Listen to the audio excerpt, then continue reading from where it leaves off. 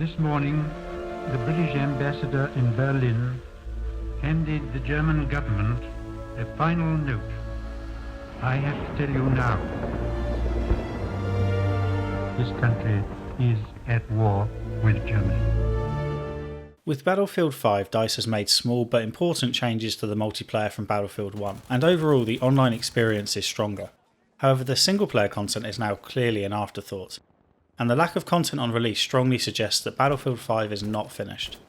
I'm giving Battlefield 5 3 stars out of 5, which on my scale means the game is average. That doesn't mean it's bad. In fact, there are some great moments in here, the sort of scenes only a Battlefield game can deliver. However, once the novelty of new maps wears off, you're left with a less exciting feeling of familiarity. A feeling that you've played something incredibly similar before and don't need to again. The timing of a review is always important when it comes to online focused games. The meta changes constantly, bugs get patched, patches introduce new bugs and they get patched. The timing of any Battlefield 5 review is more significant than normal, with content being released piecemeal over the next 5 months. December brings with it a new war story and multiplayer map alongside the new Tides of War mode, and by the end of March we should also have Firestorm, the Battle Royale mode. Once all this content is out, I can imagine upping my review score to a 4, however there are enough niggling problems on show in the current state of Battlefield 5 to make that far from a guarantee. This system of content distribution is so extreme that if you're watching this review in 2019 you might as well turn the video off now and find a more up to date one. Even the single player content is affected by this odd release schedule.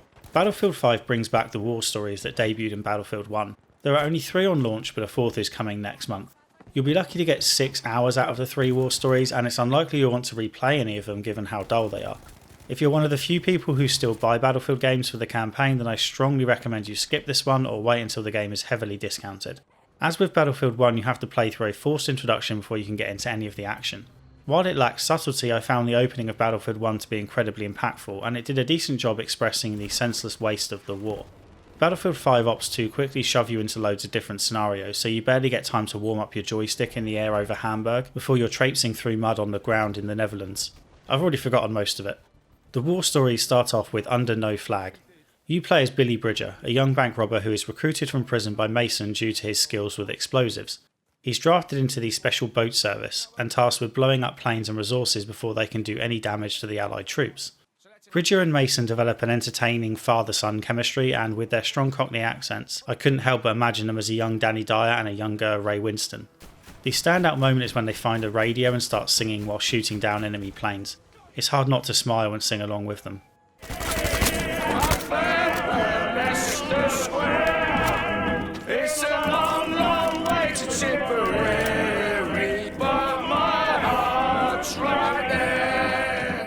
Unfortunately, the rest of this story is a bit of a dud and establishes a pattern consistent throughout all 3 to a certain extent.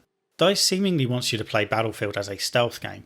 Most of your time is spent infiltrating enemy camps, sabotaging alarms, silently killing as many enemies as possible, and then going all guns blazing when you inevitably get caught. If that sounds a lot like Far Cry, then you would be correct. Far Cry can get away with this because it's an open world game, however Battlefield attempts to use a similar mission structure just without the open world. Halfway through Bridges' story you're given 3 camps to sneak into and blow something up.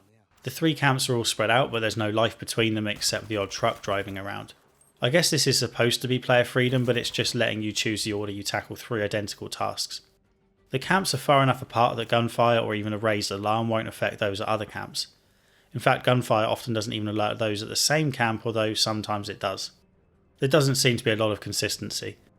I experimented with the difficulty levels and believe that guards are more likely to react to the sound of a rifle shot on the harder settings, however even that isn't conclusive. I didn't enjoy this sneaking around at all. Other than the ability to throw lures, there are no stealth mechanics as such, nor any silenced weapons in this story. Although like I said, whether or not enemies hear gunshots is seemingly random. Most of the time I let myself get caught after disabling the alarm just so I could get in some gunfights. Battlefield isn't supposed to be a stealth game, and I don't understand the desire to continually make it into one beyond the pretense of giving players a choice of playstyles. The second war story, Nordlyse, hits the stealth notes even harder, except this time you're at least given knives to help you remain undetected, although again I found it more fun just to let the firefights happen. There's also a pointless survival section tacked on where you have to move from fire to fire trying to stay warm, and then once again you have 3 camps to invade, complete with alarms to deactivate and soldiers to sneak up on. At least you have a set of skis on hand, which are a fun way to get from camp to camp. You play as Solveig, a young woman trying to rescue her mother from the occupying German force in Norway. I'm not entirely sure why the mother is being held captive. The Germans have developed a substance called heavy water, which was part of their plan to develop atomic bombs. There are hints of an interesting relationship between the mother and the German commander in charge, however there's nowhere near enough time to flesh it out. The short runtime means the ending doesn't have the emotional impact it should, and the slower sections where you're walking through the snow feel like an unearned break. Things pick up in the third story, Tirailleur, which finally lets you partake in some large-scale battles which work to Battlefield's strength. You're Deme, one of the Tirailleurs drafted in from Senegal by France to help with the war effort. Deme is eager to make a difference, whereas his older brother Idrissa just wants to get home to his wife and child. The Tirailleurs are initially tasked with digging trenches, however when the French army fails to bring down the German guns, the French captain turns to the Tirailleurs to get the job done. It's yet another example of these stories being too short to convey any meaning. 1 second Deme is handed a shovel, the next he gets a nod and smile from the captain. Still, outside of this introduction, the third mission is the best by far because you're part of a squad and it's a little more grounded compared to the other two, if that's a word that can ever be used to describe games like this. This mission makes you feel more like a generic soldier than James Bond. The special boat squad from the first story were a real squad, but it was a little odd to recruit someone from prison just because of his safecracker specials. Likewise, heavy water was a real threat, however a single person going in alone throwing knives while skiing all felt a bit silly. As part of the marketing, DICE and EA talked up the campaign as being about the untold stories of World War II. It's a noble aim and each story is based in reality. There really was a group of commandos who took out heavy water supplies and apparently they did this without spilling any blood. However, the key word there is group. These untold stories, and indeed many of the familiar ones, are painful because of how relatively insignificant each death became. The war effort rarely relied on one person to infiltrate enemy camps. Turning individuals into superheroes seems to be entirely missing the point. The third story doesn't make this mistake and still manages to make the player feel appropriately badass and connects us to the protagonist and his brother. Even though the campaign is short, I still encountered a fair few bugs. There's a day one patch that may fix some of them, but I'm not sure which of the many release dates day one is supposed to be. For what it's worth, I consider day one to be the first day the full version is playable, so that would be November the 8th in this case, not November 15th or 18th. Anyway, bugs do generally get fixed, but it's indicative of the lack of quality and inescapable feeling that this was rushed out. Enemies have a tendency to walk through solid objects, which is a huge problem when you're hiding behind one of those objects. Once an enemy got suspicious, but instead of walking towards me, he walked off straight through a wall, and then a few minutes later he randomly decided to go and check out that spot I'd been at but long since left. There was also a really bizarre bug where the scope of my sniper rifle got shunted all the way up to the top of the screen. More minor bugs include being able to see a texture layer appearing square by square as you walk near the water. There are a lot of low-res textures all around actually, presumably a consequence of creating larger environments for the single player modes. I can't escape the conclusion that DICE doesn't know what to do with the Battlefield campaign anymore. It's persevering with the war stories model, but its heart isn't really in it. Effort is clearly made with the writing and direction of cutscenes, but the missions themselves couldn't be much less imaginative. The war stories all felt like typical subpar pieces of DLC for a Far Cry game. Perhaps it's time to go back to full-length campaigns or drop the single-player content entirely, because content this weak only makes the overall package look worse. The single-player campaign is a step down from that of Battlefield 1, however multiplayer has seen a few tweaks and I'm having a slightly better time as a result. In case it isn't already startlingly obvious from the footage, I'm far from a star player. Typically I'm astonishingly average, however this is my first time playing Battlefield on PC, so I'm not even at that giddy high yet. Therefore some of my comments on multiplayer may not be relevant if you play at a higher level, bear that in mind. As of the release date there are 8 multiplayer maps with another on the way in December. Ground Operations is an improved version of Operations that debuted back in Battlefield 1, while War Pigeons has been removed, much to the disappointment of about 7 people. Conquest is still where it's at, however there's also Team Deathmatch, Domination, Breakthrough and Frontlines if you want to mix things up a bit. The multiplayer feels immediately familiar to anyone who played Battlefield 1, which let's face it felt like a World War II game with a World War I skin. However there are a few notable changes that improve the experience. First of all, you can't spot people anymore with a quick tap of a button. Recons can use a special scope to spot them, but that requires pulling out a separate piece of equipment and is mainly of benefit to the rest of the team, not the person doing the spotting, so you can just imagine how many people are using it. You can still point out general locations to squad mates, however, and suppressing enemies places a marker above their heads briefly. The inability to spot enemies feels like a huge problem at first, however I'm already used to not having it and think this was a sensible decision. Battlefield 1 had already taken steps in this direction by stopping players from spot spamming, so perhaps DICE was testing the waters with that one. One huge change for Ground Operations is the removal of special vehicles such as blimps and trains that were designed to level the playing field when battles became too unbalanced.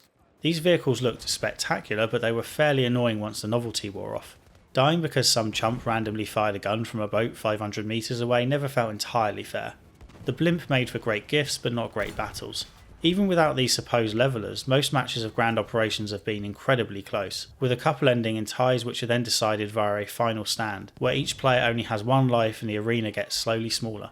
Try to wrap your heads around such a thing. Conquest has been similarly competitive. I've had a lot of matches ending with a single digit number of lives left on one side, and most have fewer than 100. Hopefully this will continue on the full release. Another new feature is the ability to build fortifications around zones. The builds are fixed, so the capture zones will end up roughly the same each time, assuming other people bother building, but it's still satisfying to create blockades and even dig your own trenches to provide cover. Most importantly, you can build ammo and health refill stations, which are crucial because attrition plays a big role this time around, even for someone like myself who in previous games was not alive long enough for it to be much of a factor. The exception to this is probably the recon class, who get a surprising amount of ammo with each life, letting them sit deep and keep picking people off for a while without having to resupply. I wouldn't be surprised if this gets nerfed. The fortification system is a bit of a wash in Conquest mode. By the time you've thrown down a few sandbags, your team is all moving to the next zone, so any barricades you make will end up being turned against you when the circle comes back around and you're on the attack. However, in Grand Operations you're much more likely to be defending one spot, so digging trenches and erecting barricades is important to the overall effort. With matches easily capable of lasting an hour, players are more likely to work for the benefit of the team, which includes fortifying defensive positions and reviving players who go down, which is a rare occurrence in Conquest. Whatever mode you're playing on, the maps all look stunning. I don't usually place much significance on graphical fidelity, especially when it's striving for realism. However, moments in Battlefield 5 are simply spectacular in a way that genuinely makes you want to slow down and take it all in. Fighting under the Aurora Borealis is as beautiful as you'd imagine. The sound design also helps you revel in the mundane, such as trudging through the mud in France or crushing the snow underfoot in Norway. We've taken objective Anton! This is to be expected of DICE games, however we shouldn't take it for granted. There are no maps I dread playing on yet, however there's a couple that are starting to grate. Fel 652 is set in the mountains with thin paths separating all the flags. Effectively everything is a choke point and you nearly always know where enemies will come from next. The two Rotterdam maps offer a great before and after perspective, but they're far too busy for my personal tastes. Hamada is in danger of being too big. Don't get me wrong, I enjoy a large map, but there's a limit. Hamada has two sections divided by a bridge, and more than once I decided to just wait for people to come to my side of the map instead of crossing the bridge and attacking a new zone. It was just too far to run. On a more positive note, Twisted Steel is excellent. There's another massive bridge in the middle, but this one has two capture points that are a predictable but enjoyable scene of absolute chaos. I also enjoyed the Aerodome in Northern Africa and found the Aerodrome centrepiece a much more entertaining arena than the equivalent cathedral in Rotterdam. Overall, I'm still not enjoying multiplayer as much in the two recent settings as I did with Battlefield 4 and Bad Company 2. Battlefield 1 felt like a cross between the modern Battlefront and Battlefield 4, and this is much the same. The pace is clearly faster than the older military shooters, and death doesn't have the impact it used to because you're back in the action so quickly. People charge into crowded areas because they're rewarded for any damage done to enemies. I'd personally like to see XP shift more towards defending and capturing zones to hopefully slow things down a bit. Other issues with the more recent games are partly a consequence of the setting. The lack of verticality is disappointing, with the top of a church tower representing one of the few vantage points on otherwise flat maps. There's also a lack of vehicles, which contributes to large maps feeling like a chore at times. A helicopter could get 5 people across the map quickly while also posing a significant threat. However, due to the setting, we're limited to slow moving tanks and a handful of small but fragile quads. Some maps have planes, however they aren't there to transport people around. I'm not really sure what they are there for, to be honest. Whenever I watch people using them, they just fly around either doing nothing or shooting other planes. Their presence adds to the atmosphere, but apart from the odd kill here and there, they don't contribute much. This is my way of saying I suck at flying planes and miss helicopters. As with single player, the multiplayer content brings its own unique set of glitches and bugs, some of which will no doubt be fixed, while others will just become part of the experience. Floating assets seem to be a particular issue. This spell and the tower has a tendency to float around even once the rest of the building has been destroyed, and you'll often run into smaller assets such as ammo packs hanging around in the air. Hurdling and climbing is still inconsistent and a major pain in the arse. You can get stuck on a foot of snow and won't always be able to climb walls you know you can climb. I've been having a lot of the usual teething problems that will likely go away with time, such as lag, images of enemies getting frozen in place after they've moved on, and even tanks appearing out of nowhere. I've also had instances where the revive point is different to where the body is located. You'll also be shocked to hear that spawns are bad in a launch week of a Battlefield game. I don't like to turn down easy kills, but seeing people appear in front of me isn't fun for anyone and is especially frustrating when it happens to you. I can live with a few bugs here and there, but the glitches and lag need to be cleaned up by the time the Battle Royale mode arrives. It's one thing to die due to a bug in a Conquest battle where you can be back in the action in 5 seconds, but that can't happen in a battle royale, and it's going to really annoy people if they lose due to a silly glitch. I wouldn't be surprised if this is the reason Firestorm was delayed until March. So overall, the multiplayer experience is enjoyable enough. There's not a great deal of it right now, and it resembles a bunch of DLC maps to Battlefield 1. However, that doesn't need to be a huge negative when the core concept is fun. Ultimately, it just feels a little flat. I never felt like I was playing a new game that I'd waited 2 years for. Perhaps that's the problem. DICE likely needs more than 2 years to pump these games out, and perhaps a 3-year cycle like that of the dev teams working on Call of Duty would be more appropriate. EA also has Battlefront and Titanfall, so it should be able to work on 3-year cycles with a bit of planning. More content is on the way, although I find EA's release strategy somewhat baffling, and I'm worried it will backfire. The major positive is that there's no premium pass. All new maps and modes will be free to those who own the base game. There are no microtransactions in the game right now, however there clearly will be. It looks like microtransactions will be restricted to cosmetics which you can buy directly and not through loot boxes. I can live with this if it means the entire player base is getting extra content for free. But are we going to get extra content? The release schedule for the next 5 months feels a lot like it's finishing off the base game and not giving out free DLC. Who knows what will come after that? If you care about cosmetics, then be warned, they are expensive to buy with the in-game currency. You earn a paltry amount, so be prepared to grind or pay real money for the fancy stuff. On that note, the customization menus are a lot better this time around. You can alter your classes from the main menu, which should be a given, but wasn't the case with Battlefield 1. Alright, that's it from me for this review. As I said at the beginning, there's every chance I'll be able to bump the score up to a 4 once all the content is out, depending on its quality. As things stand, I recommend waiting on Battlefield 5 because it will clearly go on sale before the end of March, and isn't really worth $60 for the current amount of content. Let me know what you think of Battlefield 5 in the comments, and consider leaving a like, sharing the video and subscribing to see more content. If you're feeling generous, you can throw me $1 on Patreon and get your name in the credits. The next video will almost certainly be the big Mass Effect critique near the end of the month. Okay, cheers.